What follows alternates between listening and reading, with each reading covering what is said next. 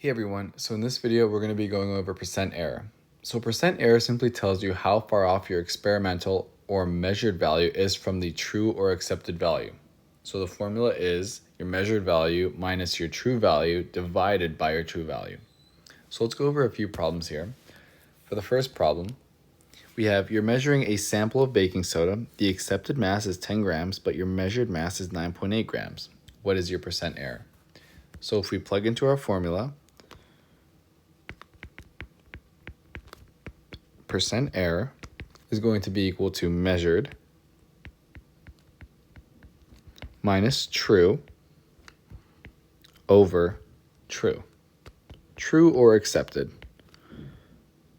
And the top has to be positive, and the whole thing has to be multiplied by 100.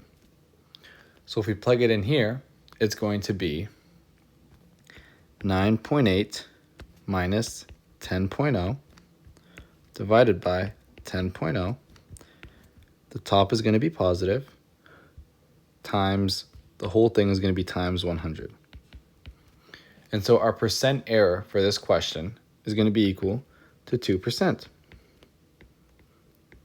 So that means our measured value was 2% off from our expected value.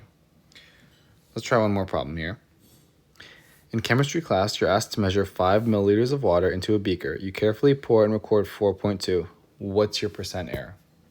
So once again, our percent error is equal to our measured value, which is going to be 4.2 milliliters, minus our expected, or true, which is 5.0 milliliters, over 5.0 milliliters. And exact values, not exact values, the top, has to be positive. We're going to multiply the whole thing by 100. And our percent error for this problem is going to be 16%.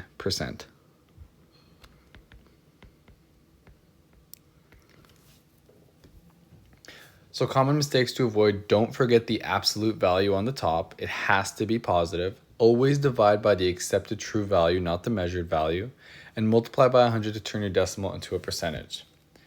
So you might be asking yourself, when do you use percent error? You would use it in chemistry labs or physics experiment or any scientific measurements. And quality control and manufacturing, it's a universal way to check accuracy. I hope this video helped. Thank you.